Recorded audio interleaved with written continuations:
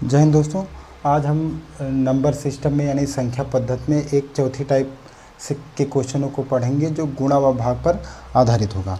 इसमें हम पहला क्वेश्चन देखते हैं। गुणा व भाग पर आधारित प्रश्न में कह रहा है किसी भी संख्या में 15 से गुणा करने पर, ये जो क्वेश्चन होगा आपको स्क्रीन पर दिख रहा होगा, हम ऐसे अपनी किताब में पढ़ लेते हैं। कह रहा है किसी संख्या में 15 से गुणा करने पर एक ऐसी संख्या प्राप्त होती है जिसके सभी अंक 5 हैं, वह छोटी से छोटी संख्या ज्ञात कीजिए। सवाल को समझिए। कह रहा कि अगर कोई संख्या होगी और उस संख्या में हम 15 से गुणा करते हैं, जो आंसर आएगा यानी जो संख्या में 15 से गुणा करने पर संख्या प्राप्त होगी, उस संख्या के सारे नंबर 5 होंगे। यानी समझिए, अगर इस संख्या को हम संख्या वैसे ही मान लेते हैं, अगर इस संख्या को हम 15 से गुणा कर दें यानी जो उत्तर आएगा वो सारा नंबर क्या होगा, 5 होगा। अब कह रहा है वो संख्या बताओ। यानी अगर हम ये जो उत्तर आया है इसको 15 से भाग कर दें, अगर हम 15 से भाग कर दें तो देखिए क्या आता है। 15 तियाँ कितना होगा, 45 होगा। 5 में से 5 गया 0, यहाँ 1 और यहाँ 5, 15 सत्ते 105 कट गया। देखिए अगर अभी यहाँ से न कटता तो हम आगे और ले जाते, लेकिन यही कट गया, इसीलिए जो हमारा आंसर होगा वो कितना होगा, 37 होगा। ठीक, हम देखते हैं, एक बार आंसर चेक कर लेते हैं।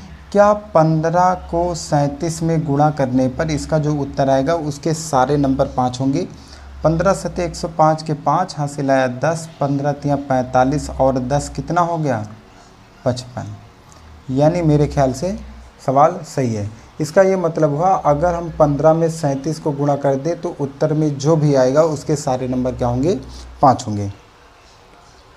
एक दूसरा सवाल देखते हैं। सवाल को हम अपनी कॉपी में पढ़ लेते हैं और आप लोग देखते रहिए, इसे बुक में पढ़ लेते हैं। लिखा है 5 अंकों की वह बड़ी से बड़ी संख्या ज्ञात कीजिए जो 105 से पूरी तरह विभाजित हो जाती है। ठीक, देखिए ये कह रहा है 5 अंकों की बड़ी से बड़ी संख्या ज्ञात कीजिए जो 105 से पूरी तरह विभाजित हो जाती है। तो पहले हम क्या करते हैं, 5 अंकों की बड़ी से बड़ी संख्या लिख लेते हैं। आप लोग जानते हैं 5 अंकों की बड़ी से बड़ी संख्या लिखने के लिए हम क्या करेंगे, 5 बार 9 लिख देंगे। वही 5 अंकों की कह रहा है 105 से विभाजित करने, मतलब जो 5 अंकों की बड़ी से बड़ी संख्या होगी वो 105 से विभाजित हो जाए। तो ऐसे सवाल में हम क्या करेंगे, सबसे पहले 5 अंकों की बड़ी संख्या लिख लेंगे, भाग करेंगे, जो शेष फल बचेगा उसे माइनस कर देंगे, वही संख्या होगी। पहले देखेंगे कितनी बार जाएगा। पहले हम देखते हैं लगभग यहाँ जैसे 999 है, अगर 9 बार लेकर जाएंगे 9, 5 9 45, लगभग 9 बार जाएगा। अगर 9 बार गुणा करते हैं 9 पचे 45 के 5 हासिल आएगा 4, 9 0 0 4, 9 1 9, 9 में से 5 जाएगा 4 बचे और 9 में से 4 जाएगा 5 बचे और यहाँ 0, यहाँ हुआ 9। अब मेरे ख्याल से 5 बार जाएगा, 5 बार जाएगा तो कितना हो गया, 525। यहाँ आएगा 4, यहाँ होगा 2 0 और फिर उतारे 9। मेरे ख्याल से अब जाएगा 2 बार, अगर 2 बार लेकर जाएंगे 2 पंचे 10 के 0 हासिल 1, 2 0 0 1, 2 1 2, यहाँ बची 9, यहाँ 3, यानी शेष फल कितना बचा, 39। यानी ये जो बड़ी से बड़ी संख्या हमारे पास है 5 अंकों की, इसमें से क्या घटा दें, 39 माइनस कर दें। यहाँ 0 और यहाँ क्या हो गया, 6 9 9 9। यानी हम कह सकते हैं 99,960 ये संख्या किससे पूरी तरह डिवाइड हो जाएगी, 105 से। ठीक, अगला सवाल अगला सवाल एक अगले टाइप का क्वेश्चन देखते हैं। ठीक, ये जो चौथी टाइप थी ये हो गई। अब 5वें टाइप का क्वेश्चन देखते हैं। 5वें टाइप का क्वेश्चन है योग, अंतर एवं गुणा पर आधारित प्रश्न। देख लेते हैं एक 5वें टाइप पर। 5वां टाइप क्या है, योग अंतर एवं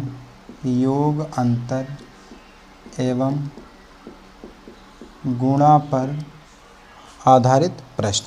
ठीक, फिर से बताते हैं, हम सवाल को यानी क्वेश्चन को अपनी किताब में पढ़ रहे हैं और अभी हम क्वेश्चन को स्क्रीन पर लगा देंगे, आप लोग देखते रहेंगे। ठीक, देखते हैं। लिखा है 2 संख्याओं का योग 46 है, उनका अंतर 14 है, तो बड़ी संख्या ज्ञात कीजिए। कह रहा है 2 संख्याओं का योग। देखिए अब यह 2 संख्याओं का योग कह रहा है। पहली संख्या हम x मान लेते हैं, दूसरी संख्या y मान लेते हैं। कह रहा है दोनों संख्याओं का योग कितना है, 46 है। और कह रहा है उनका अंतर देखें तो कितना है, 14 है। तो कह रहा है बड़ी संख्या बताओ। काट देंगे तो 2x बराबर कितना हो गया, 46 और 14 जोड़ेंगे कितना होगा, 60। अगर 2 से काट देंगे 30, यानी x बराबर कितना आ गया, 30। यानी एक संख्या 30 आ गई। अगर x का मान अगर इसी पहले वाले समीकरण में रख दें तो 30 + y बराबर कितना हो गया, 46। तो y बराबर कितना हो गया, 46 - 30, तो y बराबर कितना हो गया, 16।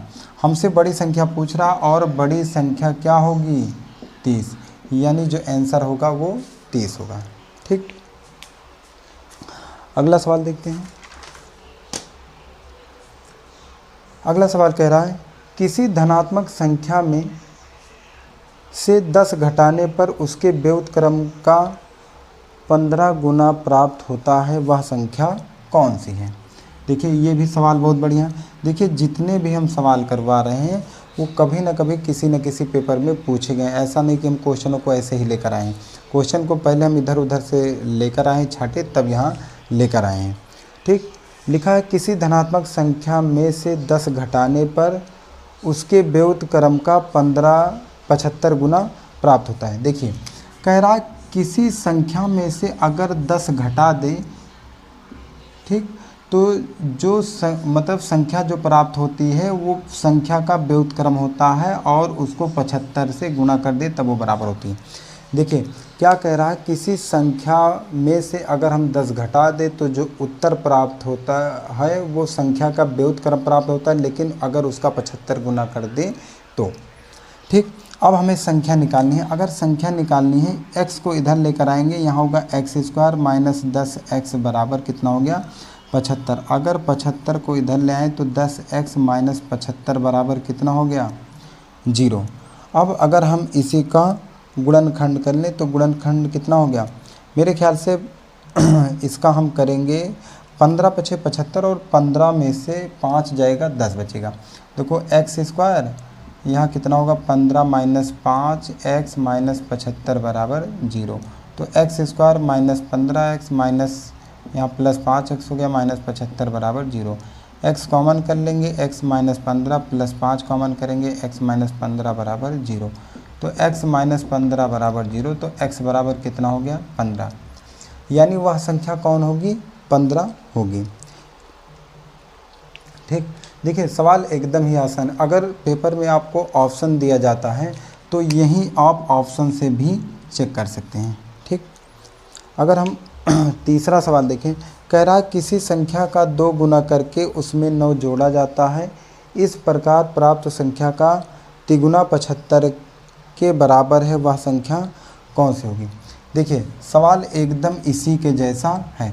कह रहा है कि किसी संख्या का 2 गुना करके उसमें क्या जोड़ा जाता है, 9।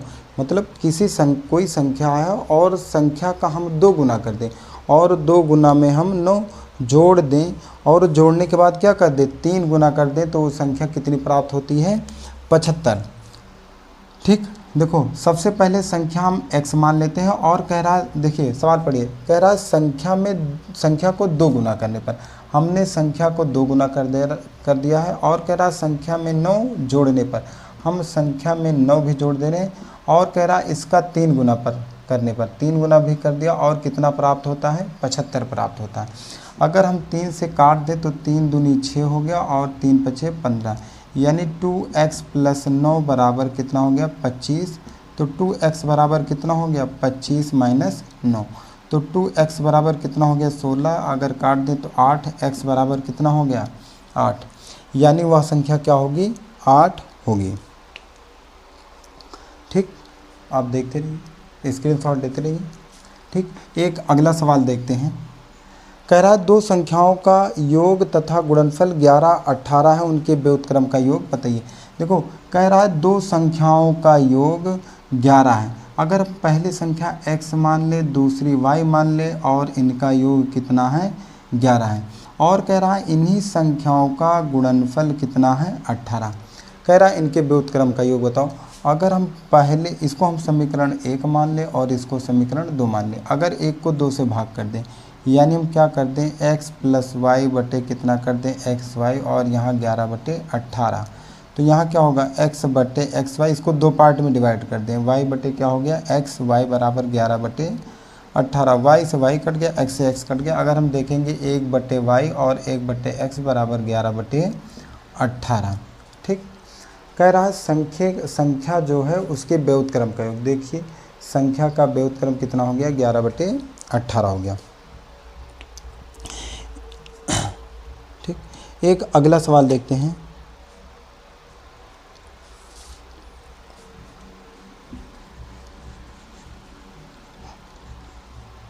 कह रहा है यदि 5 अंकों की न्यूनतम संख्या में से 4 अंकों की अधिकतम संख्या को घटाया जाए तो संख्या क्या होगी। कह रहा है 5 अंकों की न्यूनतम संख्या में से, सबसे पहले अगर 5 अंकों की न्यूनतम संख्या लिखते हैं, यही तो होगी। 5 अंकों की न्यूनतम संख्या में से 4 अंकों की अधिकतम संख्या घटाई जाए। अगर 4 अंकों की अधिकतम संख्या घटाई जाए तो मेरे ख्याल से उत्तर क्या होगा, केवल एक ही आएगा, और यही क्या होगा आंसर। ठीक,